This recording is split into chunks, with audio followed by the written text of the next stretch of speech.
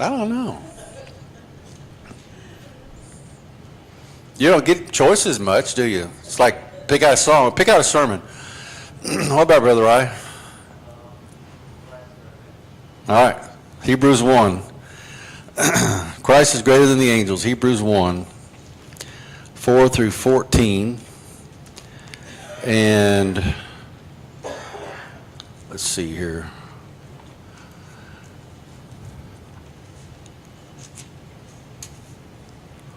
The wrong chapter. Are we already live, Clay?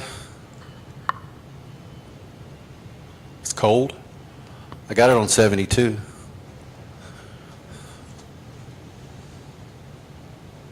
Go to 73. 75? If I get too hot, I'll fall out up here. We're good? All right.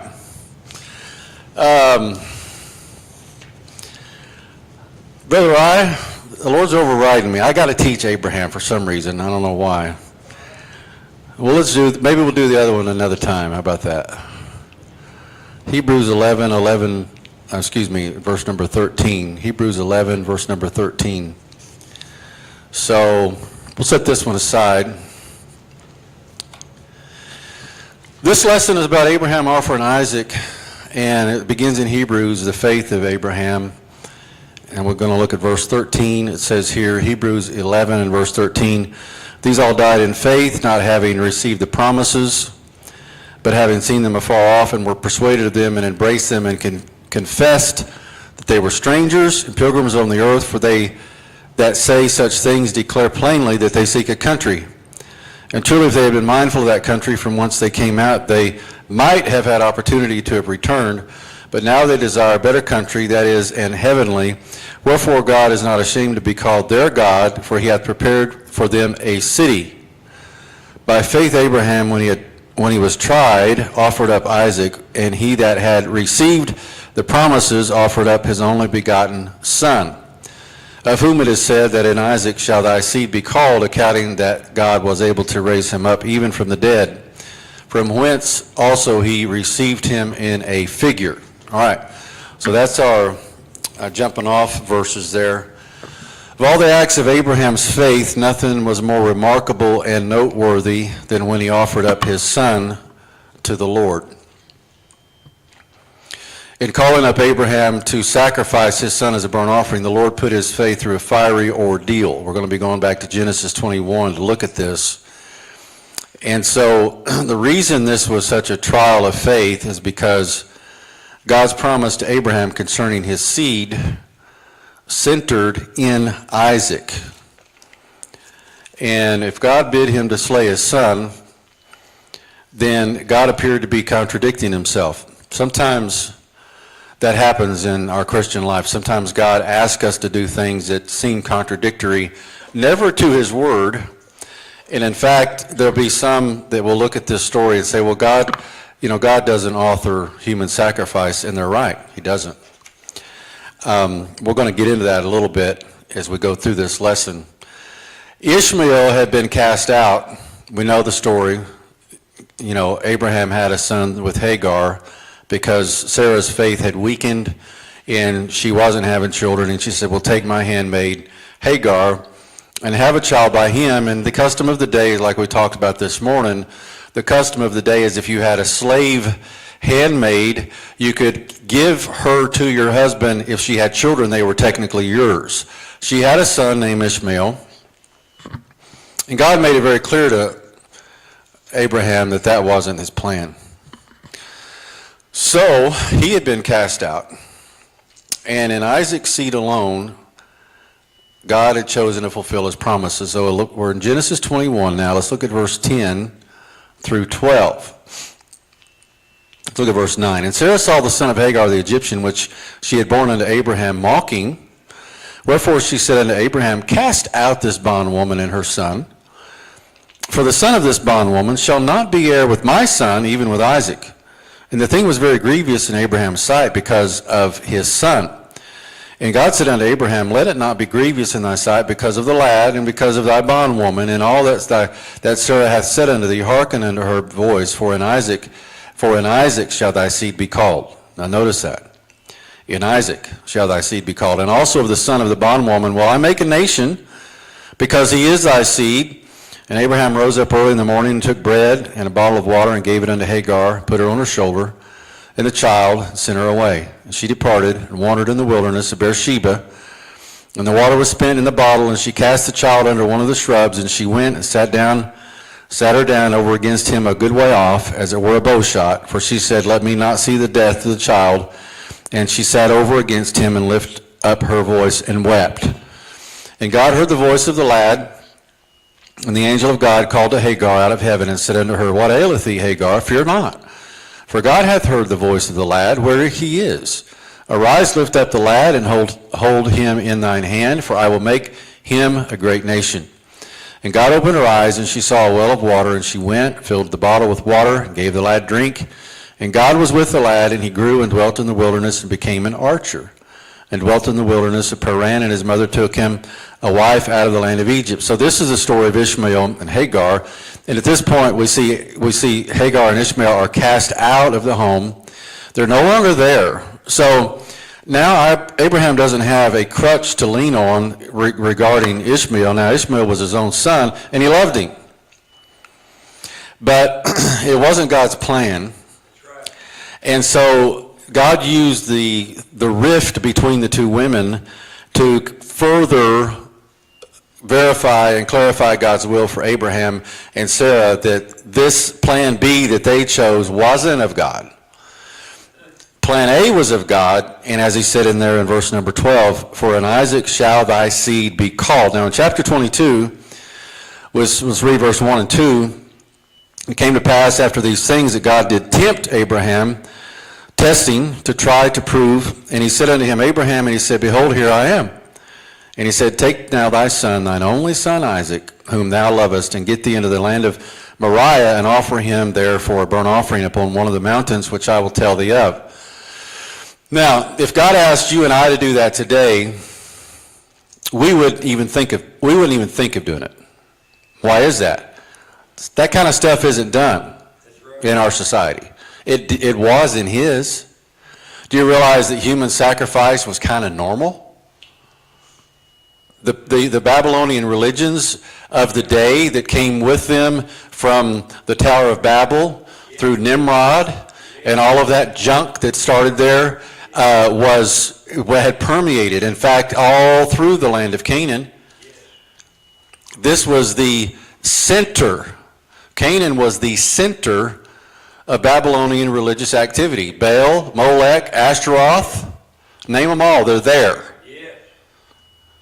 In fact, God told them in Deuteronomy, he told the children of Israel, he said, when you get to the land of Canaan, don't do like they do. Don't offer your sons and daughters through the fire, because that's an abomination to me. If it was then it surely was when Abraham had Isaac in his hands. There was been an abomination for him to have actually carried through with this process. It was a test, and it was something that God was going to use as a picture of the New Testament, God the Father offering his son. Now, Abraham and Sarah had enjoyed a miracle of God upon their lives. Isaac had been given to them in their old age. Anybody remember how old Sarah was when she had him? And then Abraham, anybody? 90? And then how old was Abraham? 100, wasn't he? I think he was 100. So they were past childbearing age, but God opened her womb. They made a great feast when he was weaned. Ishmael and Hagar had been cast out, so now Isaac is the only heir. Abraham's cup of joy is full. His future looked promising, and God says, I want you to sacrifice your son to me. Suddenly, this blow fell from heaven. Abraham had not heard from God directly for many years. But this day, God broke a silence and required Abraham to go offer his son. Now, it says in verse number 1 there, it came to pass after these things that God did tempt Abraham, not tempting him to sin, but tempting and the testing and to prove him. Now, this is the first occurrence of this word translated tempt in the Bible and in the Hebrew, it does not mean tempt to do evil like in James. It means to test, to try, or to prove. Now, verse 3 says, and Abraham rose up early in the morning and saddled his ass and took 2 of his young men with him and Isaac his son and clave the wood for the burnt offering and rose up and went unto the place of which God had told him. Then on the 3rd day Abraham lifted up his eyes and saw the place afar off, and Abraham said unto his young men, abide ye here with the ass, and I and the lad will go yonder and worship and come again unto you. So notice the verbiage that Abraham uses here. Whatever questions was in his heart as far as protesting to God about this command, he obeyed. We don't see any reluctance. We don't see any, the Bible doesn't record him arguing with God, tempting God himself. He just, in fact, he doesn't even delay. He gets up the next morning early and leaves. Now, we're going to notice the place of the sacrifice. If you go back to verse 2, the place of the sacrifice, he said, take thou thy son, thy only son Isaac, whom thou lovest, and get thee into the land of Moriah. Okay? God told him where to go. Jerusalem was in the land of Moriah. Of course, Jerusalem was inhabited by the Jebusites when Israel went in to conquer the land. We know David eventually, conquered Jerusalem, and it became the city of David. Many years later, Solomon would build a temple there, 2 Chronicles. Notice that. Many years later, Solomon would build a temple where? In the land of Moriah, where Abraham was going to offer his son on the mount, right? Okay, so we see the pictures there. And now we notice that in verse 5, Abraham's statement of faith. He says to his young men, abide ye here with the ass, and I and the lad will go yonder and worship and come again unto you. And Abraham took the wood of the burnt offering and laid upon Isaac his son. He took the fire in his hand and a knife, and they went both of them together. And Isaac spake unto Abraham his father and said, my father. He said, here I am, my son. And he said, behold the fire and the wood, but where is the lamb for a burnt offering? And Abraham said, my son, God will provide himself a lamb for a burnt offering. So they went both of them together. So I'm going to assume that in this particular 3-day journey, Abraham was probably not very conversational. I wouldn't have been. If I knew God was requiring me to do this type of a drastic thing, doesn't make any sense, I wouldn't have a lot to say. I'd be doing a lot of thinking, wondering, what's the purpose of this, God? Maybe through this 3-day journey, Abraham's faith was being tested in his mind, and he was trying to figure out what God was doing, and also maybe he was trying to figure out, well, if God does this, maybe he'll do this. We'll read something here in a moment back in Hebrews. Now, so he's in the land of Moriah. Jerusalem was in the land of Moriah. And in fact, he claims to his men that they would both go and worship and they both would return. That's what he says. He says, verse number 5, I and the lad will go yonder and worship and come again to you. So let's go to Hebrews 11 and verse 19. And we read this already, but let's read it again because this was the springboard for the lesson. Hebrews 11 verse 19. It says here, accounting that God was able to raise him up even from the dead, from whence also he received him in a figure. Okay, so this is where Abraham's mind had settled. We see this, it doesn't say it in Genesis, but it says it in Hebrews, and the Hebrew writer, who I believe is Paul, expounds upon the mind of Abraham, and he done made his mind up, and this is by faith, he done made his mind up that if I go and offer my son as a sacrifice, that God said in his seed I will be blessed. That boy right there is the ticket to the blessing, and so if I have to kill him, God's going to raise him from the dead. We get that from Hebrews 11:19. Accounting that God was able to raise him up even from the dead. Now that's faith. That's a lot of faith. I don't have that much faith, I don't think. You know, think about this now. What kind of Bible did Abraham have? What kind of church family did he have? What kind of fellowship was he able to go every Sunday and garner strength from? And what kind of Christian friends did he mingle with throughout the week?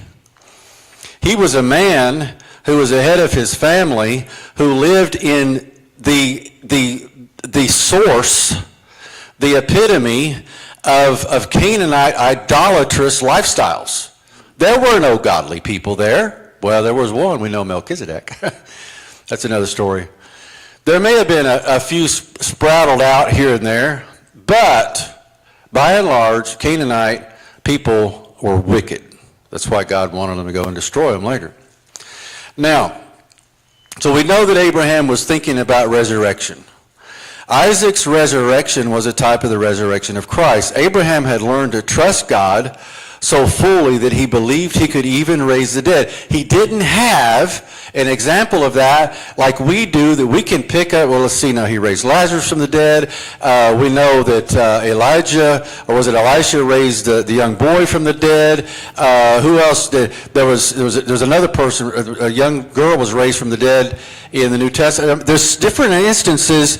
Christ was raised from the dead. Abraham didn't have none of this to glean from and say, well, he did it in Scripture, so I know he can do it now. He was a lone ranger. That's why God calls him the father of faith. Read Romans 4. The father of faith. The man had an astronomical amount of unusual faith. Okay? Now,